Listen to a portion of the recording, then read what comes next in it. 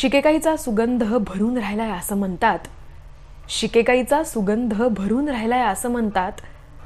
तिने केव्हाच मोकळा सोडलाय गैरसमजाचा आंबाडा.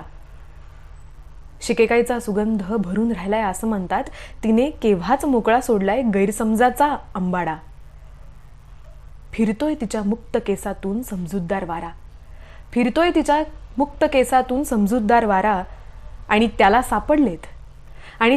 सापडलेत आईचे हरवलेले डोळे तिच्याच पापणीत.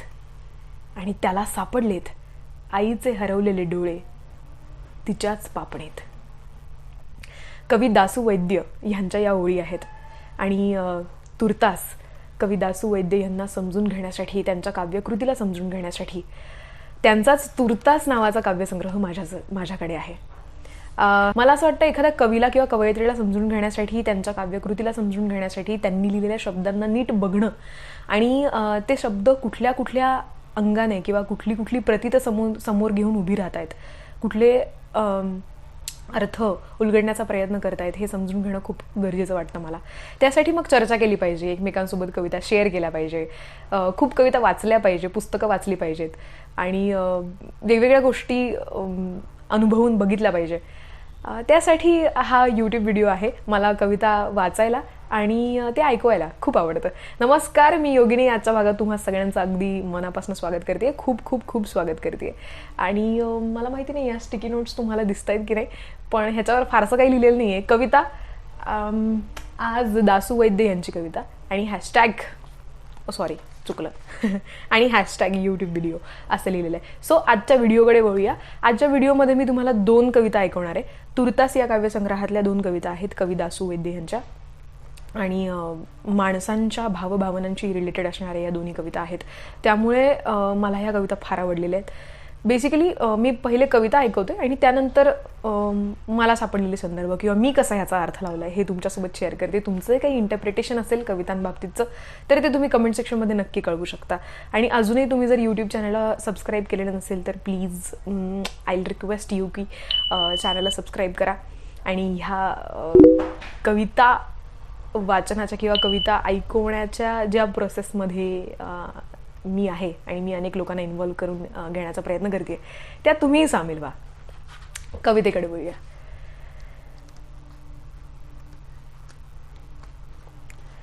पहिली कविता आहे पाऊस हरवल्याची गोष्ट. पाऊस म्हटलं की प्रत्येकाला काहीतरी वेगळं वाटू शकतं आणि ह्यात नेमकं काय आहे आणि पाऊस हरवल्याची कुठली गोष्ट कवी दासू वैद्य मांडतायत हे तुम्ही ऐका. पाऊस हरवल्याची गोष्ट.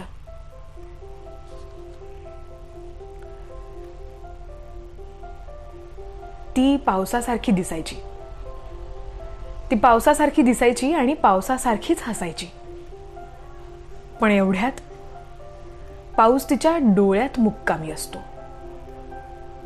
महिना संपल्यावर कॅलेंडरवरचं पान उलटावं एवढ्या सहज ती पावसासारखं हसणं विसरून गेली आणि चेहऱ्यावर गोंदून घेतली तिने एक उदासीन धून. आता ती पाऊस फक्त खिडकीतून पाहते. तरी विधवाबाईच्या कपाळावर कुंकवाची खूण राहून जावी तशा पावसाच्या खुणा शाबूत आहेत तिच्या देहभर. पावसात केस मोकळे सोडून मनसोक्त चिंब होणारी ती झाडाच्या पानावरून पाऊस ओघळताना पाहू शकत नाही. कारण तिला आठवतात पावसाच्या स्पर्शाचे कवडसे. पाऊस हरवलेल्या माणसाची गोष्ट तशी खूप अवघड असते समजायला. आणि तशी खूप सोपीही असते. तूर्त एवढंच, तिचा पाऊस हरवलाय म्हणे.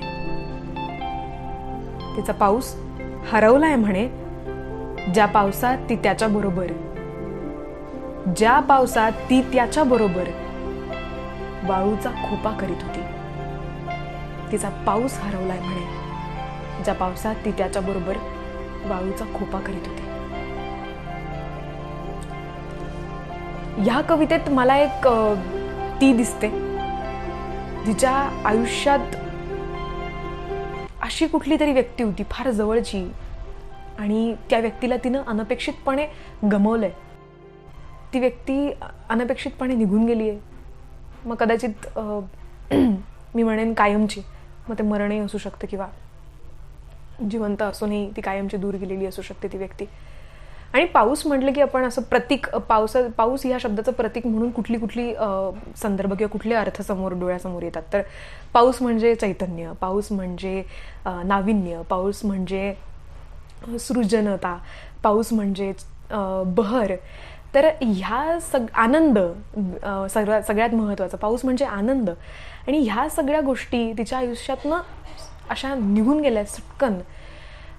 आणि ह्यात एक वाक्य फार छान आहे की हल्ली पाऊस तिच्या डोळ्यात मुक्कामी असतो. दुसरी एक कविता आहे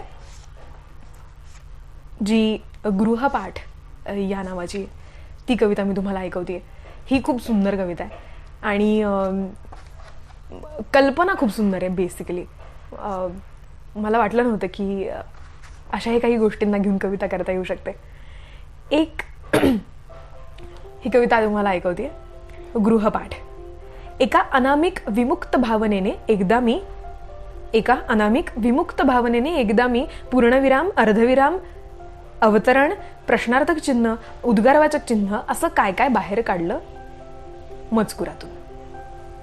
एका अनामिक विमुक्त भावनेने एकदा मी पूर्णविराम, अर्धविराम, अवतरण, प्रश्नार्थक चिन्ह, उद्गारवाचक चिन्ह असं काय काय बाहेर काढलं मजकुरातून.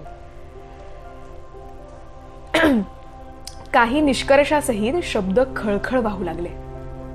जेव्हा आपण एखाद्या वाक्यात ह्या सगळ्या गोष्टींचा वापर करतो, म्हणजे पूर्णविराम, अर्धविराम किंवा अवतरण चिन्ह असेल, प्रश्नार्थक चिन्ह, उद्गारवाचक चिन्ह, तेव्हा ती शब्द कुठेतरी बांधली जातात. ही कल्पना आणि ही भावना किती छान आहे. पण हे सगळं जर त्यातनं काढून घेतलं तर खरंच शब्द खळखळून वाहू लागतील. ही कल्पना मला खूप गोड वाटली आणि खूप आवडली.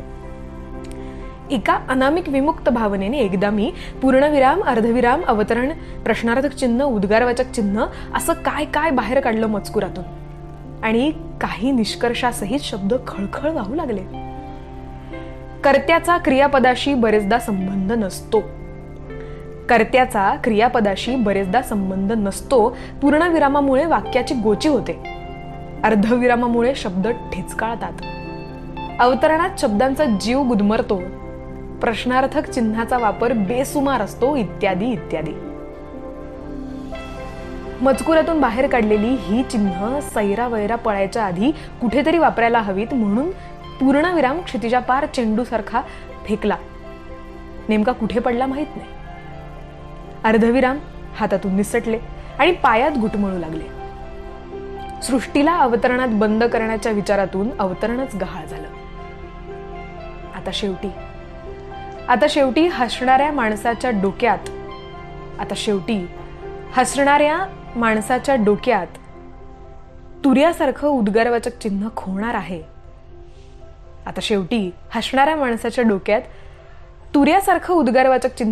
आहे. आणि रुपयाच्या बंद्यासारखं प्रश्नार्थक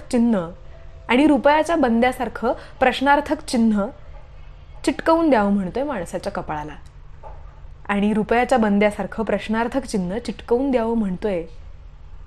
माणसाच्या कपाळाला. कवी दासू वैद्य ह्यांच्या या 2 कविता काव्यसंग्रह तुर्तास यातून मी ऐकवल्या आहेत, आणि तुम्हाला कशा वाटल्या आहेत हे तुम्ही नक्की कळवा. पुढच्या भागामध्ये सुद्धा मी अशा कविता तुमच्या भेटीला घेऊन येणार आहे. आणि मला कविता ऐकायला आणि ऐकवायला तर आवडतच, पण तुम्हालाही हा प्रयोग कसा वाटतो हे नक्की कळवा. आणखी काय वेगवेगळ्या गोष्टी या यूट्यूब चॅनलच्या माध्यमातून केल्या जाऊ शकतात हे जर तुम्हाला सुचत असेल तर नक्की मला सुचवा.